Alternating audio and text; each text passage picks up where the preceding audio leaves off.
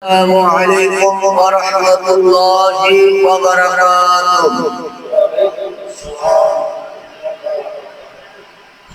الحمد لله نحمده ونستعينه ونستغفره ونعوذ بالله من شرور أنفسنا من يهد الله فلا مضل له ومن يضلله فلا هادي له ونشهد أن محمدا عبده ورسوله الذي أرسله بالحق بشيرا ونذيرا وداعيا إلى الله بإذنه وسراجا وشمسا ونورا وقمرا منيرا فقد قال الله تعالى في كلامه المجيد وفي فرقان الحميد أعوذ بالله من الشيطان الرجيم بسم الله الرحمن الرحيم فلولا نفر من كل فرقة منهم طائفة ليتفقهوا في الدين ولينذروا قومهم إذا رجعوا إليهم لعلهم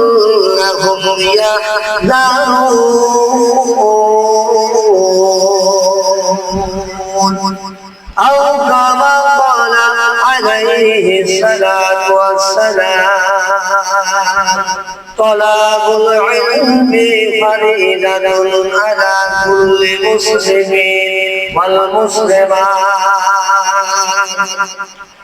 قال الله تعالى في كلامه المجيد إن الله وملائكته يصلون على النبي يا أيها الذين آمنوا صلوا عليه وسلموا تسليما يا اللهم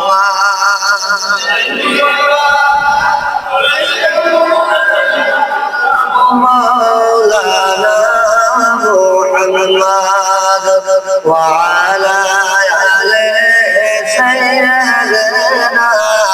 مولانا محمد اللهم سيدنا مولانا محمد وعلى آله سيدنا مولانا محمد যত আসে কত বলি পরাণ খুলে পরতের দরুদে আল্লাহ খুশি খুশি মওলার সিংহাসন আল্লাহুম্মা সাইয়্যিদানা মওলানা মুহাম্মদ ওয়া আলা আলি সাইয়্যিদানা মওলানা মুহাম্মদ আলহামদুলিল্লাহ আলহামদুলিল্লাহ সমস্ত প্রশংসা তারিফ আল্লাহ পাকের দরবারে যে আল্লাহ জাল্লা শানুহু ওয়া আম্মা নাওয়ালুহু আমাকে এবং আপনাদের সকলকে সুস্থতা রেখে রবিউল শানি মাসের তৃতীয় জুমার দিন আল্লাহর ঘর মসজিদে আসবার এবং বসবার তৌফিক দান করেছেন। সেই মহান রবের নিকট সবাই আমরা অন্তরের অন্তরস্থল থাকে তাদের মতন শুকর আদায় করি। সবাই বলে আলহামদুলিল্লাহ। लाखों कोटि दरूद सलाम सय्यदुल मुरसलीन खातमुन नबिय्यिन रहमताल लिल आलामीन যে নবী কেমন রহমাতাল লিল আলামিন কেমন দয়ার সাগর মায়ার সাগর যে নবী আমার আপনার জন্য মদিনাতুল রবিউল শানি তৃতীয় জুমা আজকে রবিউল শানি তৃতীয় জুমা মানে 3 নম্বর জুমা আলোচনার বিষয়বস্তু হচ্ছে ইলমের ফজিলত ইলমের ফজিলত। তাহলে রবিউল শানি তৃতীয় জুমার আলোচনার বিষয়বস্তু হচ্ছে ইলমের ফজিলত অর্থাৎ ইলম মানে কি জ্ঞান, ইলম মানে কি জ্ঞান, জ্ঞানের ফজিলত। কারণ ইসলামের নিয়ম অনুযায়ী আপনি যে কোনো আমল করবেন তার পূর্ব শর্ত হচ্ছে আগে কি করতে হবে? জ্ঞান অর্জন করতে হবে। কি করতে হবে? জ্ঞান অর্জন করতে হবে। কারণ জ্ঞান না থাকলে আমি কেমনে ইবাদত করব? জ্ঞান না থাকলে আমার ইবাদত করা যাবে? করতে পারবো? সেই ইবাদত গ্রান্টেড হবে না, অর্থাৎ কবুল হবে না। তাহলে আমার ইবাদতে ঢোকার পূর্ব শর্ত আগে হচ্ছে আমার ইলম অর্থাৎ জ্ঞান অর্জন করতে হবে। দয়াল নবী বলেন তালাবুল ইলমি ফরিদাতুন আলা কুল্লি মুসলিমিন ওয়াল মুসলিমাত। আমার সাহাবীরা তোমরা শুনে রাখো আমার গুনাহগার কিয়ামত পর্যন্ত তাদের একটা মেসেজ দিবা। মেসেজটা হলো তালাবুল ইলমি ফরিদাতুন আলা কুল্লি মুসলিমিন ওয়াল মুসলিমাত। প্রত্যেক নর এবং নারীর উপর ইলম এতটা গুরুত্বপূর্ণ। জ্ঞান অর্জন না করলে আমরা যে কোনো ইসলামের ইবাদতের মধ্যে দাখিল হব, প্রবেশ করব, সেটা জ্ঞানের কথা কবুল হবে না। কারণ সঠিক জ্ঞান না থাকলে আমি কিভাবে ইবাদত করব? সালাত নামাজের যদি আমি মাসলা মাসাইল নামাজ কিভাবে পড়তে হবে, নামাজ কোন ধ্যান খেয়ালে পড়তে হবে, নামাজের মাসলা মাসাইল আমাকে আগে জানা দরকার না দরকার না? জানা দরকার। এই যাকে বলা হয় জ্ঞান, আরবিতে বলা হয় বাংলাতে বলা হয় জ্ঞান। এই জ্ঞান যদি আমি না অর্জন করি তাহলে যতই ইবাদত করি সেই ইবাদত মাওলার দরবারে কবুল হবে না। কবুল হবে? তাহলে এখন জ্ঞান অর্জন করা লাগবে না? লাগবে না? কই বয়স তো শেষের দিকে, বয়স তো আমার আপনার শেষের দিকে হয়ে গেল, কিন্তু জ্ঞান অর্জনের দিকে আমরা তো কয়জন বের হয়েছে বা কয়জন আমরা জ্ঞান অর্জন করার চেষ্টা করতেছি? যে কোরআন শিক্ষা করা প্রত্যেক মুসলমান নর নারীর উপর ফরজ। কোরআন শিক্ষা করা ফরজ না সুন্নাত? ফরজ। তাহলে নামাজ আল্লাহ রাব্বুল আলামিনের হুকুম, এটাও ফরজ। কোরআন তেলাওয়াত বা কোরআন শিক্ষা করা এটাও কি ফরজ। তাহলে আমরা অনেকেই নামাজ পড়ি কিন্তু অনেকে কোরআন পড়া পারি না। তাহলে কেমনে হলো? কোরআন পড়া যেরকম ফরজ প্রত্যেকটা মুসলমান নর নারীর উপর, প্রত্যেকটা মুসলমান নর নারীর উপর আবার সালাত ফরজ। তাহলে সালাত যখন আমি করতে যাব, আমি যখন পবিত্র কোরআন ও কারীম যখন তেলাওয়াত করতে না পারবো শুদ্ধভাবে, তাহলে আমার নামাজ কবুল হবে না, না হওয়ার সম্ভাবনাই বেশি। আল্লাহু আকবার। আল্লাহ রাব্বুল আলামিন বলেন পবিত্র কোরআনুল কারীমে ফালাউলা নাফারা মিন কুল্লি ফিরকাতিন মিনহুম তাইফাতান। আল্লাহ সুবহানাহু ওয়া তাআলা বলেন হাবিব আপনার উম্মতকে বলে দেন, আপনার উম্মতের জামানার মধ্যে তোমাদের প্রত্যেকে সমাজ হতে বলেন। আল্লাহ রাব্বুল আলামিন বলেন হাবিব আপনার উম্মতকে বলে দেন আপনার উম্মতের মধ্যে যেগুলো বড় বড় সমাজ আছে, এগুলো এক একটা সমাজ হতে কত দিন ইলমে জ্ঞান অর্জন করার জন্য কেন জাহির হয় না আল্লাহর রাস্তায়? আল্লাহ পাক বলেন, হাবিব আপনার উম্মতকে বলে দেন, প্রত্যেক সমাজ হতে কিছু লোক আল্লাহর রাস্তায় জ্ঞান অর্জনের জন্য কেন জাহির হয় না? আল্লাহ হাবিবকে বলেন কেন জাহির হয় না? প্রত্যেক সমাজ থেকে, প্রত্যেক গোত্র থেকে কেন জ্ঞান অন্বেষণের জন্য আল্লাহর রাস্তায় বের হয় না? তারপরে বলতেছেন, যারা এলেন শিক্ষা করিয়া আসিয়া তাহাদের সমাজে লোক দিগকে আল্লাহর ভয় ভীতি আযাবের ভয় দেখাইবে, হয়তোবা তাহারা ভীত হইতেও পারে। আল্লাহ পাক বলেন, তাহারা যে জ্ঞান শিক্ষা করে এসে তাহাদের ওই সমাজের লোকদেরকে আল্লাহর আযাবের ভয় ভীতি দেখাবে। আল্লাহ বলতেছেন, হয়তোবা তাহারা সেই ভয় ভীতি প্রদর্শন হতে পারে। কই আমরা কি জ্ঞান অর্জনের জন্য লাইন হই? চেষ্টা করি, কবরে চলে গেলাম, একবার দুনিয়ায় আর একটা কবরে, কবরে যাওয়ার পথে আমরা জ্ঞান অন্বেষণ করি না, জ্ঞান অর্জন করি না। যে কোনো ইবাদত যখন করবেন আগে জ্ঞান জরুরি হতে হবে। আল্লাহ সুবহানাহু ওয়া তাআলা হাদিসে আয়াতের মধ্যে বলে দিলেন, হাবিব আপনার সমাজের মধ্যে কেন লোকজন জাহির হয় না? ওরা বসে থাকে কেন? তারা জ্ঞান অন্বেষণ করবে, জ্ঞান অর্জন করবে, করার পরে এসে ওই সমাজের লোকদিগকে আযাবের আমার আযাবের ভয় দেখাইবে। হয়তোবা তারা ভয় ভীতি হতেও পারে, হয়তোবা তারা কি ভয় ভীতি হতেও পারে।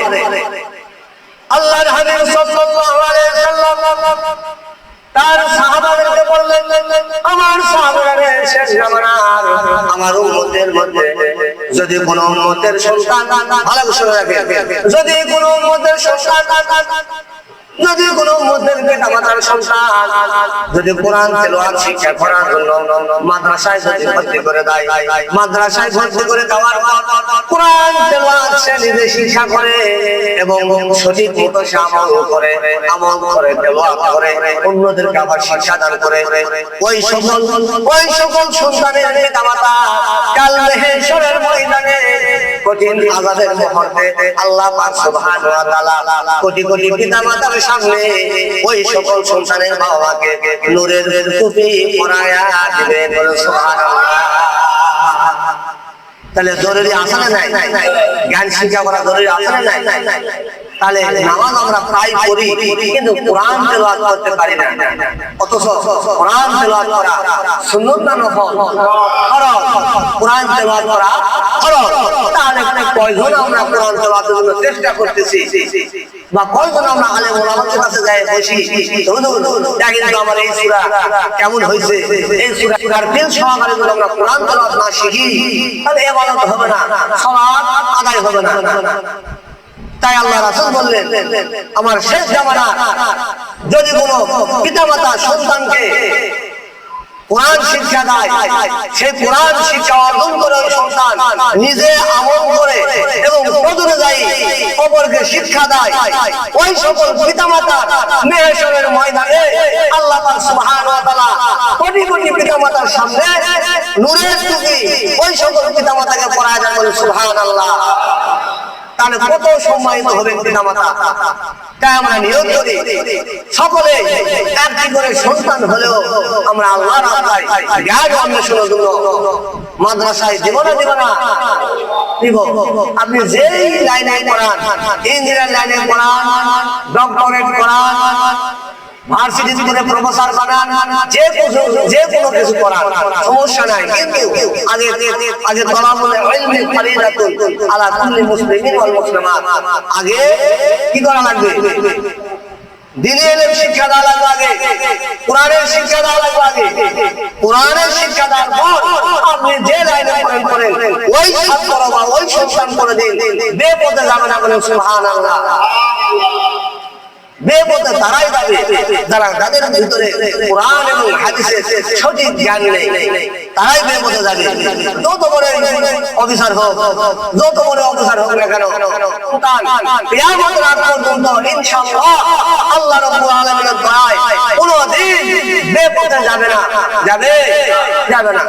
তাহলে প্রতিটা সন্তানকে অন্তত কোরআনের জ্ঞান শিক্ষা দিতে হবে।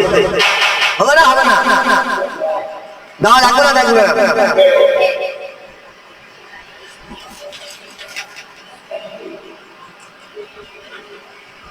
পবিত্র কোরআনের আয়াত সূরা জুমার 9 নম্বর আয়াত। সূরা জুমার কয় নম্বর আয়াত? 9 নম্বর আয়াতে আল্লাহ রাব্বুল আলামিন ওয়াজ ফরমাইছেন, বিসমিল্লাহির রহমানির রহিম, قل هل يستوي الذين يعلمون والذين لا يعلمون إنما يتذكر أولو الألباب। আল্লাহ পাক বলেন, হাদিস আপনি বলে দেন, যারা জানে এবং যারা জানে না তারা কি সমান নাকি? যারা জানে এবং যারা জানে না তারা কি সমান? আল্লাহ পাক জিজ্ঞাসা করেন, হাবিব, যারা জানে আর যারা জানে না, মানে যাদের জ্ঞান অর্জন করেছে, যারা জ্ঞানী আর যারা অজ্ঞানী, তারা কি সমান? আল্লাহ প্রশ্ন করছে, হাবিব, যারা জ্ঞান অর্জন করেছে, অর্থাৎ যারা জ্ঞানী আর যারা অজ্ঞানী, তারা কি সমান? প্রশ্ন করছে আল্লাহ। জ্ঞান সম্পন্ন লোকেরাই উপদেশ গ্রহণ করে। ইন্নামা ইয়াতাযাক্কারু উলুল আলবাব। যারা জ্ঞান সম্পন্ন লোক, যারা জ্ঞানী গুণী লোক, কোন জ্ঞান? দুনিয়াবি জ্ঞান না, ইসলামের জ্ঞান, কোরআন এবং হাদিসের জ্ঞান যাদের মধ্যে আছে, আল্লাহ পাক বললেন, ইন্নামা ইয়াতাযাক্কারু উলুল আলবাব। জ্ঞান সম্পন্ন লোকেরাই উপদেশ গ্রহণ করে। আল্লাহ পাকের অর্ডার তারা কি করে? মানে রাসূল যারা জ্ঞান নাই তারা আল্লাহর উপদেশ গ্রহণ করে না। এটা পবিত্র কোরআনুল কারীমের সূরা জুমার 9 নম্বর আয়াত আল্লাহ পাক ইলম সম্পর্কে বলে দিলেন। তাহলে ইলমের গুরুত্ব আছে না নাই? আপনি যে ইসলামের ইবাদত করবেন আগে ইলম জানতে হবে, অর্থাৎ কোরআন এবং হাদিসের সঠিক জ্ঞান জানতে হবে। জ্ঞান ছাড়া আপনার নামাজ, রোজা, হজ, যাকাত পুরো ইবাদত হবে না। আপনি যাকাতের মাসলা জানেন না, জ্ঞান জানেন না, তাহলে যাকাত কেমনে দিবেন?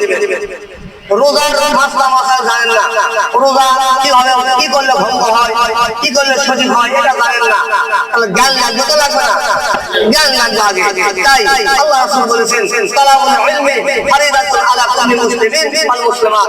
প্রত্যেক নর নারীর উপর দ্বীনের ইলম শিক্ষা করা ফরজ। তাহলে আমরা জ্ঞান শিক্ষা করার চেষ্টা করবো না? করবো না?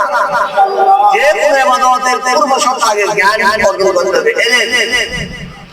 আল্লাহ রাসূল সাল্লাল্লাহু আলাইহি ওয়াসাল্লাম তার সাহাবাদেরকে বললেন, আমার সাহাবাদের তোমরা শুনে রাখো, শেষ জামানার আমার উম্মতের মধ্যে এক হাতে আগুন রাখা যাবে। এক হাতে কি রাখা যাবে? এক হাতে আগুনের টুকরা রাখা যাবে, কিন্তু ঈমান রাখা যাবে না। ওই জামানায় যদি একজন তালেবে ইলম ছাত্র যদি জ্ঞান অন্বেষণের জন্য রাস্তাতে বের হয়, আমল কি হয়ে যায়? বন্ধ হয়ে যায়। কিন্তু এই তিনটা আমল জারি থাকে, বলুন সুবহানাল্লাহ। তাহলে ইলম এতটাই গুরুত্বপূর্ণ যে জরুরি, আল্লাহ সুবহানাহু ওয়া তাআলা দুনিয়াতে যখন বেঁচে থাকবেন যত আমল করবেন, যখন ইন্তেকাল করবেন, সকল আমলের দরজা আল্লাহ সুবহানাহু ওয়া তাআলা বন্ধ করে দেয়, কিন্তু তিনটা আমল জারি রাখে, বলুন সুবহানাল্লাহ। তার ভিতরে তিনটার মধ্যে একটা হচ্ছে ইলম অর্জন করা, বলুন সুবহানাল্লাহ। তাহলে ইলম কতটা গুরুত্বপূর্ণ দেখেন, এতই গুরুত্বপূর্ণ যে আপনি যখন ইন্তেকাল করবেন, মারা যাবেন, তারপরে আপনার খবরে আপনি যদি সঠিক জ্ঞান, কোরআন এবং হাদিসের জ্ঞান নিজে শিখে এবং অপরকে যদি সেই জ্ঞান শিক্ষা দিয়ে থাকেন, তাহলে আপনি যখন মারা যাবেন তখন আপনি আল্লাহর রহমতে কিয়ামত পর্যন্ত ওই কবরে সদকায়ে জারিয়া হিসেবে সওয়াব যাতেই থাকবে, বলেন সুবহানাল্লাহ। তাহলে জ্ঞান অন্বেষণ করা লাগবে না? লাগবে না? কবে লাগবে? কবে? মরার আগে না পর? মরার আগে। মরার আগে আমল, দুনিয়ার যা আমল করার করে না লাগবে, মরার পর আর কোন আমল নাই। এই জন্য আমরা সবাই অন্তত কোরআন এবং সঠিক হাদিসের জ্ঞান অর্জন করবো না কোরআন শিখতেই হবে, এটা ফরজ। প্রত্যেক নর নারীর উপর ফরজ, প্রত্যেক পুরুষ এবং নারীর উপর কি ফরজ। আমি কোরআন পড়া যাই না, আমি শুদ্ধ তেলাওয়াত জানি না, তাহলে আমি সালাত কেমনে আদায় করবো? সালাত হবে? সালাত হবে? সালাতের আগে পূর্ব শর্ত হচ্ছে আপনার কিরাআতটা শুদ্ধ করা, অশুদ্ধ তেলাওয়াতে নামাজ হবে না। তাহলে আমার শুদ্ধ করতে হলে তাহলে জ্ঞান অর্জন করতে হবে, আগে কোরআন শরীফ পড়তে হবে, তাহলে যে আমার সালাত আদায় হবে। কারণ ইলমের সম্পর্কে অসংখ্য হাদিস, অসংখ্য কোরআনুল কারীমের আয়াত আছে।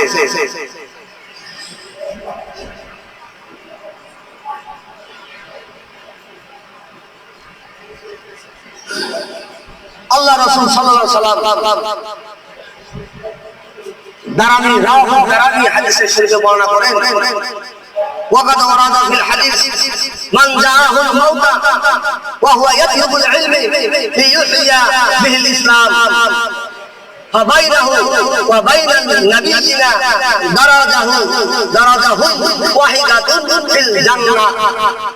আল্লাহ রাসূল সাল্লাল্লাহু আলাইহি ওয়াসাল্লাম বলেন, ইসলামকে জিন্দা করার উদ্দেশ্যে, ইসলামকে জিন্দা করার উদ্দেশ্যে ইলম শিক্ষার সময় যদি কাহারো ভালোবাসা রাখেন, ইসলাম জিন্দা করার উদ্দেশ্যে, ইসলাম জিন্দা করার উদ্দেশ্যে ইলম শিক্ষার জন্য বা সময় যদি কাহারো ইন্তেকাল হয় অর্থাৎ মৃত্যুবরণ করে, বেহেশতে তাহার এবং নবীগণ আলাইহিস সালামের মধ্যে মাত্র একটি মর্যাদার তারতম্য থাকে। বলে সুবহানাল্লাহ।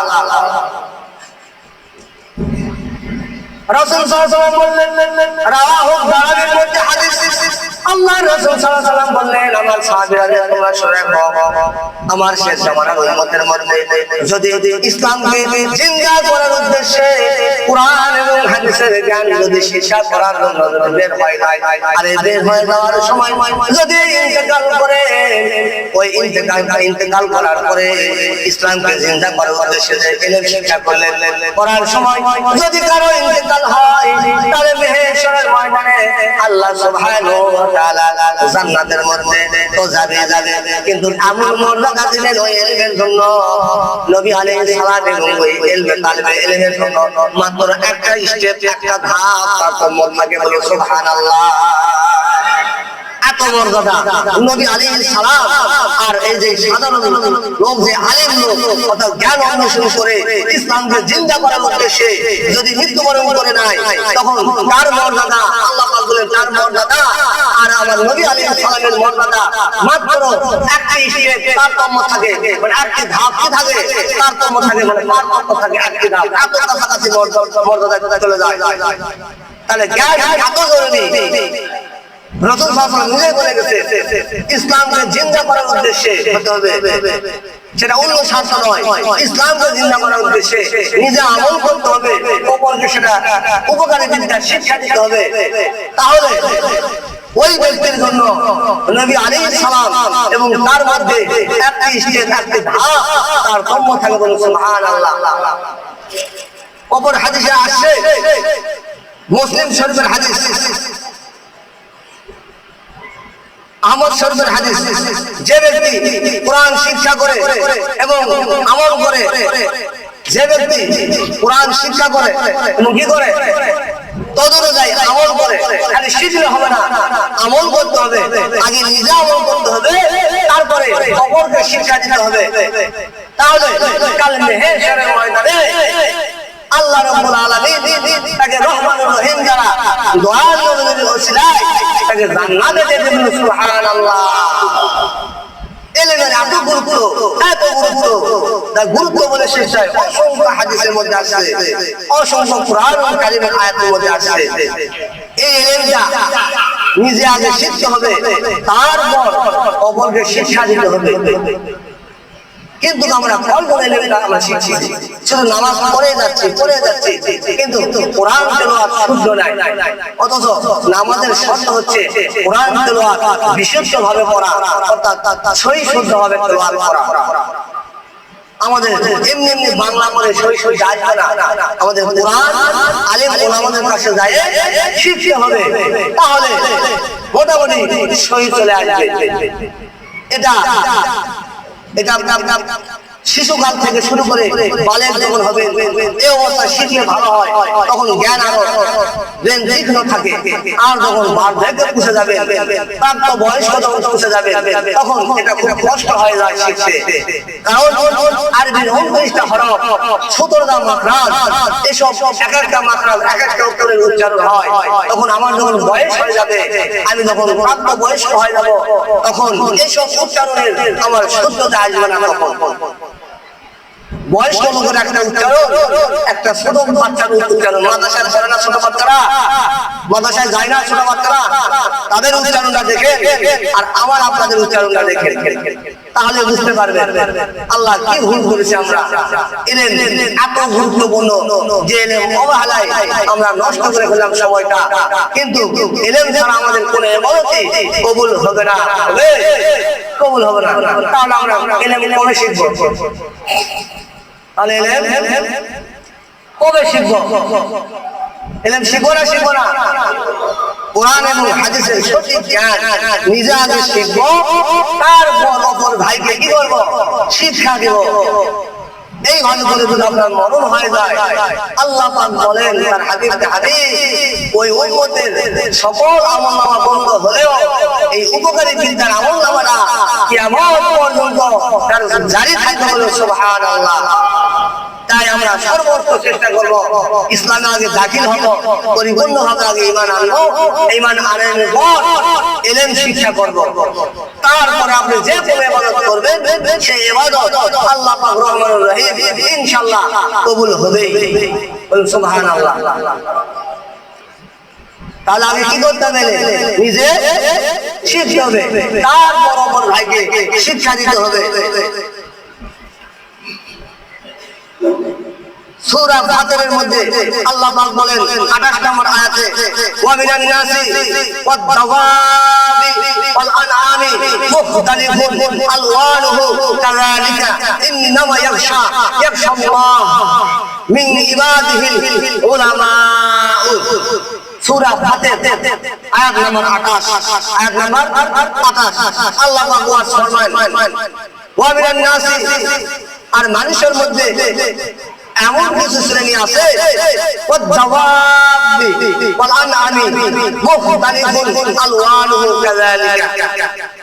এভাবে রং বেরং মানুষ, জানোয়ার, চতুষ্পদ জন্তু রয়েছে। আল্লাহ পাক বলে মানুষের মধ্যে কিছু শ্রেণীর লোক আছে, রং বেরঙের মানুষ আছে, চতুষ্পদ জন্তু আছে, জানোয়ার আছে। আল্লাহ পাক সূরা ফাতিরের মধ্যে 28 নম্বর আয়াতে বলতেছেন। তারপরে কি বললেন? ইন্নামা ইয়াখশাল্লাহ মিন ইবাদিহিল উলামা ইন্নাল্লাহা আজিজুন গফুর।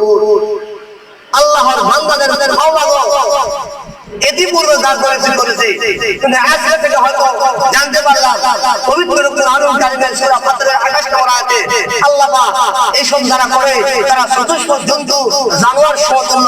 আমরা তো মানুষ নই আল্লাহ, তাহলে আমরা তো জানোয়ার হয়ে গেলাম, ভুল করেছি। আর সমাজে গর্হিত কাজ, ইসলামের গর্হিত কাজ এসব আর করব না, আজকে থেকে তওবা করলাম। ওই তওবা আল্লাহ রাব্বুল আলামিনের দরবারে কবুল হবে, সুবহানাল্লাহ। যে তওবা করবেন, ভালো করে শুনে রাখেন, যে তওবা করবেন ওই তওবাটা যে কাজের জন্য তওবা করলেন সে কাজ যেন আপনার দ্বারা যতদিন পর্যন্ত বেঁচে থাকবে ততদিন পর্যন্ত যেন আর প্রকাশ না পায়, তাহলে আল্লাহ রাব্বুল আলামিন ওই তওবাটা কবুল করে বলে সুবহানাল্লাহ। তাহলে আল্লাহ পাক কি বললেন?